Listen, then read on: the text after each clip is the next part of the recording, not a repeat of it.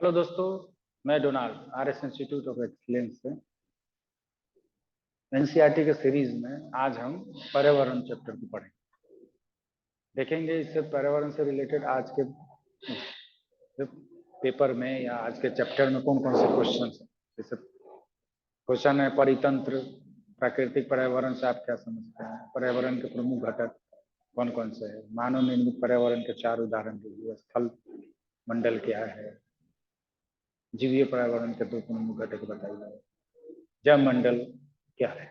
इसके अलावा भी बहुत सारे क्वेश्चन हैं जिसको हम जानने की कोशिश करेंगे। तो आइए चैप्टर के थ्रू जानते हैं। जैसे कि पर्यावरण, हमारे आसपास जो भी चीजें हैं, जो भी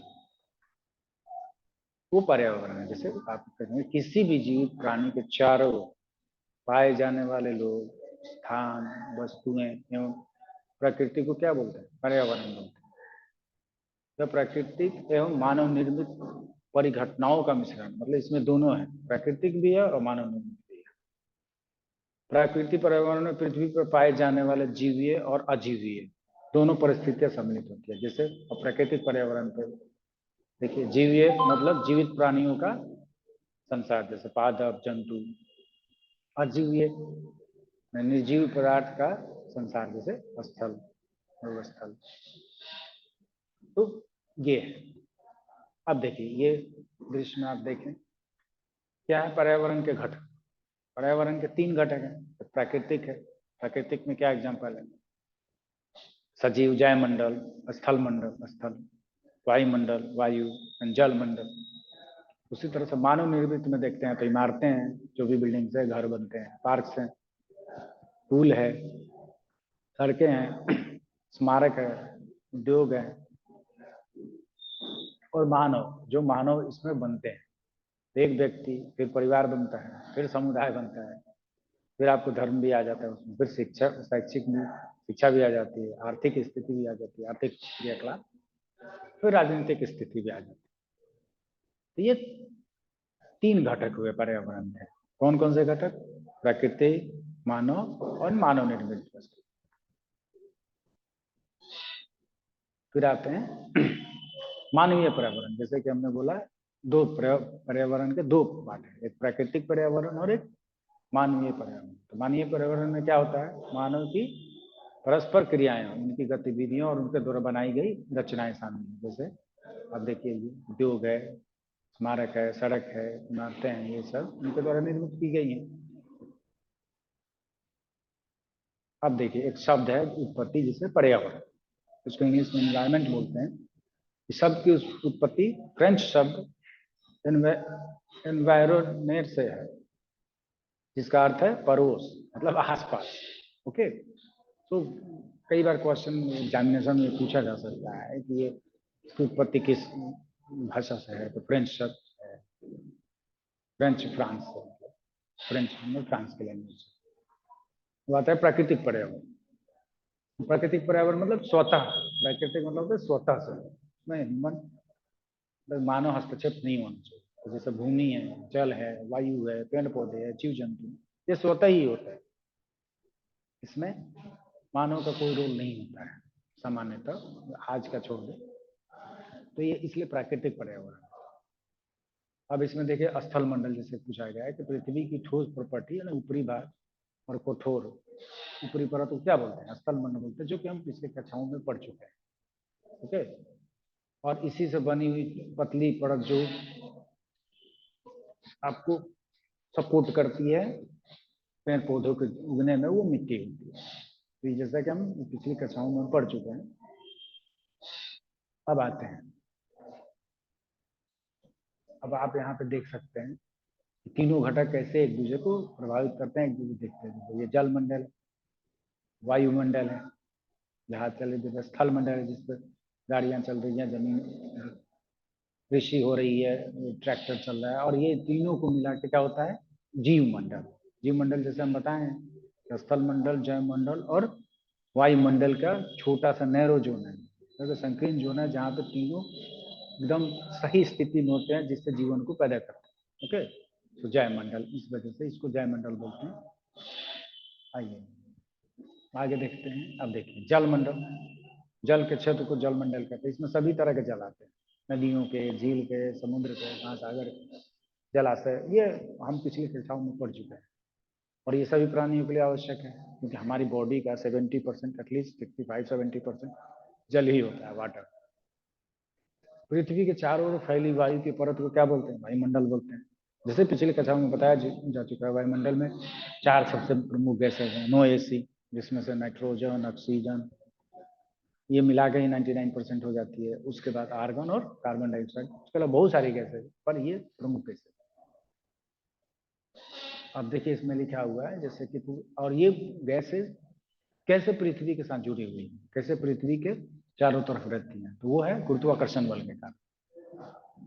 पृथ्वी के चारों ओर वायुमंडल थामे रहती है। अगर गुरुत्वाकर्षण बल ना हो तो वायुमंडल नहीं होगा। तो आप देखेंगे कि चंद्रमा पे आपको नहीं मिलेगा, या आपको बुध ग्रह पे मिलेंगे तो आपको दूसरे तरह का वायुमंडल या बहुत कम परत वाले वायुमंडल मिलते हैं, क्योंकि वहाँ का ग्रेविटेशन है वो बहुत कमजोर है। तो आपको हर तरह के गैसेज नहीं मिलेंगे, पृथ्वी पे मिलती हैं, क्योंकि यहाँ का ग्रेविटेशनल फोर्स ज़्यादा है। तो 9.8 मीटर पर सेकेंड स्क्वायर आपने पढ़ा होगा गुरुत्व।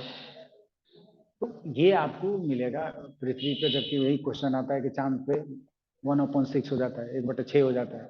अगर यहाँ पे 60 है, वहां पे 10 हो जाएगा।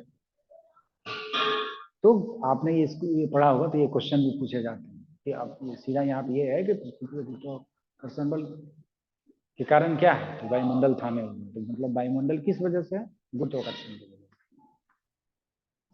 हम तो परितंत्र किसे कहते हैं? अब परितंत्र, ये देखिए परिभाषा है कि वह तंत्र जिसमें समस्त जीवधारी आपस में एक दूसरे के साथ तथा पर्यावरण के उन भौतिक एवं रासायनिक कारकों के साथ परस्पर क्रिया करते हैं।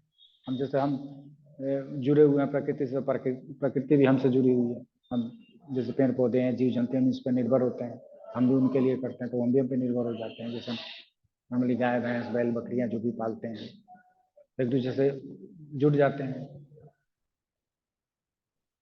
ये सब ऊर्जा और स्थान का, अब ऊर्जा का परिवर्तन होता है। जैसे कि 10% लो आप पढ़ते होंगे कि जब एक स्टेज से दूसरे स्टेज पे, मतलब कि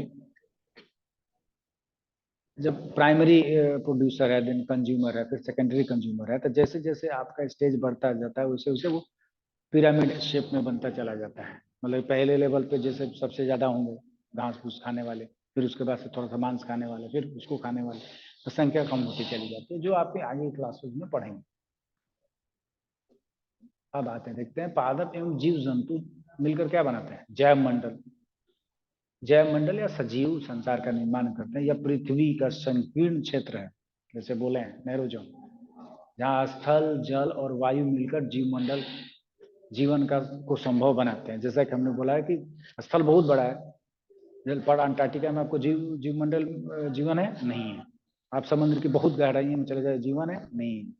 उसी तरह से आप वायुमंडल के सबसे ऊपरी पर वायुमंडल में जाए, जीवन मिलेगा नहीं, पॉसिबल है।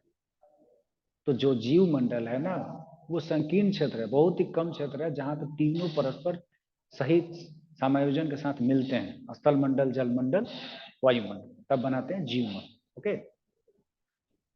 अब देखिए एक परितंत्र का एग्जाम्पल देख लीजिए। इसमें देखिए जानवर भी हैं, जल में आपको हंस मिलेगा, आपको कमल भी मिलेंगे, घास फूस भी मिलेंगे, पेड़ पौधे भी है, वायुमंडल है, इससे शुद्ध हो रहा है, ऑक्सीजन मात्रा निकल रही है, कार्बन डाइऑक्साइड कम हो रहा है ऐसे। तो ये एक एग्जाम्पल है।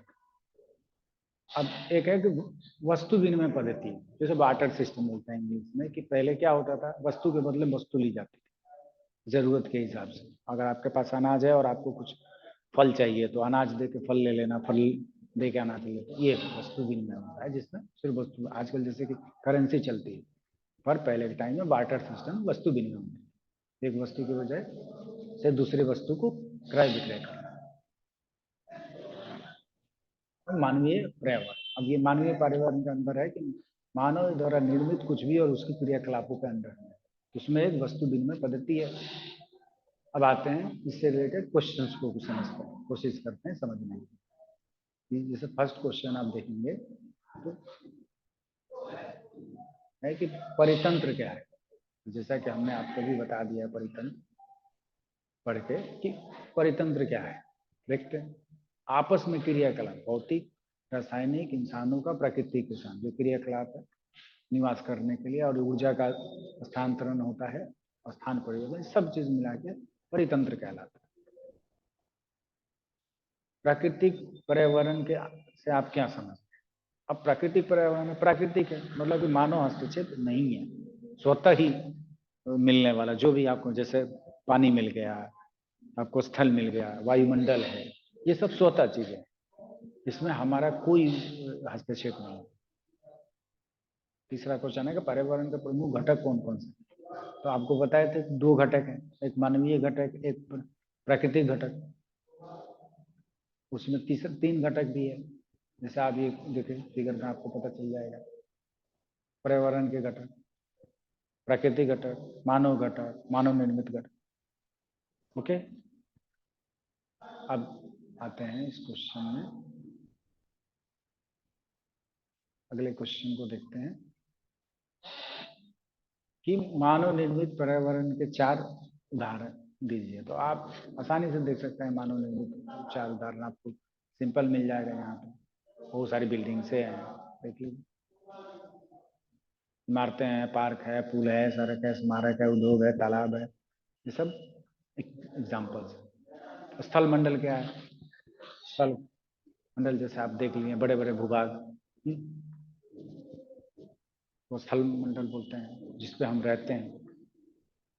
आप देख सकते हैं पृथ्वी के ठोस प्रॉपर्टी या कठोर ऊपरी परत को स्थल मंडल कहते हैं। ठोस प्रॉपर्टी,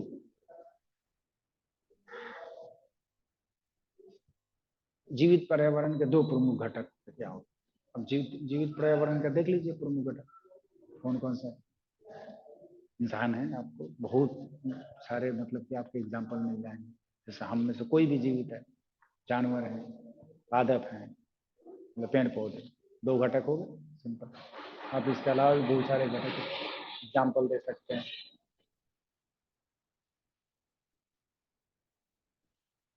नेक्स्ट क्वेश्चन देखते हैं, जैव मंडल क्या है? जैसा कि हमने बताया था, तीनों मंडल स्थल मंडल, जल मंडल और वायुमंडल का एक संकीर्ण क्षेत्र, मतलब बहुत ही नैरो, मतलब छोटा क्षेत्र, जहाँ तीनों मिलकर जीवन को पैदा करने की परिस्थिति पैदा कर, वो जीवन। ठीक है, जैसे आपने बताया कि आपको स्ट्रीम पे नहीं मिल सकता, गहराई में, समंदर की गहराई में भी आपको नहीं मिल सकता, आपको अंटार्कटिका में भी आपको जीवन संभव नहीं हो सकता। उसी तरह से वायुमंडल के सबसे ऊपरी परत पे भी चले जाएंगे तो आपको संभव नहीं होगा, क्यों? क्योंकि ऑक्सीजन नहीं मिलेगा। तो जीव मंडल संकीर्ण। नेक्स्ट सही पता सुनकर इसको देखते हैं। ये सारे क्वेश्चन आए हुए क्वेश्चन है, तो इसको ध्यान में रखें। जो भी बोला जा रहा है ये एग्जाम में पूछे गए हैं, तो इम्पोर्टेंट है। इनमें से कौन सा प्राकृतिक परितंत्र नहीं है? प्राकृतिक जो है, जो कि स्वतः हो रहा है, मरुस्थल स्वतः होता है, वन स्वतः होता है, स्वतः ही पेड़ पौधे उगते हैं, और तालाब छोटे छोटे तालाब ये खोद सकते हैं, हम खोदे जाते हैं आजकल, बहुत सारे गवर्नमेंट स्कीम चलाया हुआ तालाब खोदने की। क्यों? क्योंकि उससे जो ग्राउंड वाटर लेवल है वो इंक्रीज करता है, पानी वहाँ पे बारिश का पानी रुकता है तो वो धीरे धीरे नीचे सोखता है, सर्कुलेट करते जाता है, तो जो नीचे के ग्राउंड वाटर लेवल होता है वो बढ़ता है। इनमें से कौन सा मानवीय पर्यावरण का घटक नहीं है? मानवीय पर्यावरण, धर्म है, समुदाय है, व्यक्तियों से मिलकर समुदाय में, स्थल नहीं है, क्योंकि ये प्राकृतिक घटक। इनमें से कौन सा मानव निर्मित पर्यावरण है? मानव ने, पहाड़ मानव बना सकता है? नहीं। समुद्र, समुद्र नहीं। सड़कें, हाँ सड़कें बना सकता है, तो इसका आंसर है सड़क। इनमें से कौन सा पर्यावरण के लिए खतरा है? पादप वृद्धि, अगर पेड़ पौधे होगा तो खतरा है? नहीं है। क्यों? क्योंकि आजकल ग्लोबल वार्मिंग चल रही है, ग्लोबल वार्मिंग में बोला जाता है कि आप जितना ज्यादा हो सके पेड़ पौधे लगाए। क्यों? क्योंकि वो ऑक्सीजन ज्यादा छोड़ते हैं, कार्बन डाइऑक्साइड लेते हैं अपने प्रकाश संश्लेषण की प्रक्रिया के, इसलिए पादप खतरा है? नहीं।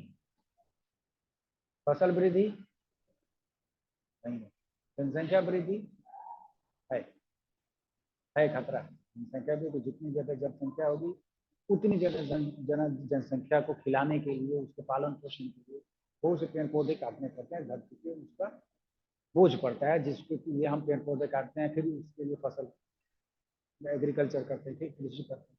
इसलिए ज़्यादा जनसंख्या मतलब कि अनलिमिटेड वृद्धि में खतरा। यह आंसर। अब आइए, निम्नलिखित स्तंभों को मिलाकर सही जोड़ेदार जोड़े। जयमंडल किसको बोलते हैं? तीनों को मिला के जयमंडल है। वो संकीर्ण क्षेत्र जहाँ स्थल, जल और वायु परस्परिक क्रिया करते हैं। वायुमंडल, वायु की परत जो हमारे चारों तरफ है। देखिए किधर है? पृथ्वी को घेरने वाले वायु के चादर को वायुमंडल होता है। जलमंडल, हर तरह का जल, समंदर का जल, आपको वाष्पीकरण का जल, नदी का जल, किसी का भी जल मिला के जलमंडल होता है। जलीय क्षेत्र, जो भी जलीय क्षेत्र है जलमंडल। पर्यावरण, आसपास के क्षेत्र, जीव और उनके परिवेश के बीच के संबंध की, हमारे आसपास के क्षेत्र, ये पर्यावरण। हमारे आसपास का क्षेत्र जो होता है सब पर्यावरण के अंदर। अब कारण बताइए। मानव अपने पर्यावरण में परिवर्तन करता है, अपनी जरूरतों के हिसाब से परिवर्तन करता है। जैसे पहले फल फूल पे रहते थे, फिर उसके बाद एग्रीकल्चर सीखे, फिर एग्रीकल्चर करने लगे, तो पर्यावरण के पेड़ पौधे को काट के कृषि लायक खेती बनाते हैं। परिवर्तन के कारण। लेकिन पौधे और जीव जंतु एक दूसरे पर आश्रित हैं। एक दूसरे पर आश्रित, तो पौधे नहीं होंगे तो जीव जंतु नहीं होंगे, कैसे खाएंगे? क्योंकि पौधे प्राइमरी प्रोडक्ट है और जानवर प्राइमरी कंज्यूमर है, फिर सेकेंडरी कंज्यूमर। जैसे मांस, पहले शाकाहारी होते, फिर मांसाहारी, फिर सर्वाहारी, इस तरह से आपको आश्रित होते हैं। ये दोनों एक दूसरे से आश्रित हैं, तो पहला नहीं होगा दूसरा नहीं होगा, दूसरा नहीं होगा तो पहले भी कई मुश्किल चीज़ें ज़्यादा हो जाएगा। तो इस वजह से ये एक दूसरे से आश्रित। फिर ये थोड़ा सा करें जिससे एक आदर्श पर्यावरण की कल्पना कीजिए जिसमें आप रहना चाहते हैं और अपने इस पर्यावरण को चित्रित करते हैं। क्यों जरूरी है? क्योंकि हमारी गवर्नमेंट या पूरी यूनाइटेड नेशन यही अपील करती है, या बहुत सारा प्रोग्राम चलाती है कि धरती पे 1/3, एटलीस्ट 1/3 लैंड पे क्या होना चाहिए? वन क्षेत्र होना चाहिए। क्यों? क्योंकि पर्यावरण के लिए बहुत जरूरी है। इसलिए अगर आदर्श पर्यावरण की कल्पना करेंगे तो इसमें 1/3, 35% कम से कम आप वन क्षेत्रों की कल्पना करेंगे। और अब आपको ये बताना है कमेंट के माध्यम से कि भारत की कितनी एरिया, मतलब जो कवर्ड एरिया है कितने पे बने, कितने परसेंट पे बने, ये क्वेश्चन पूछा गया। एक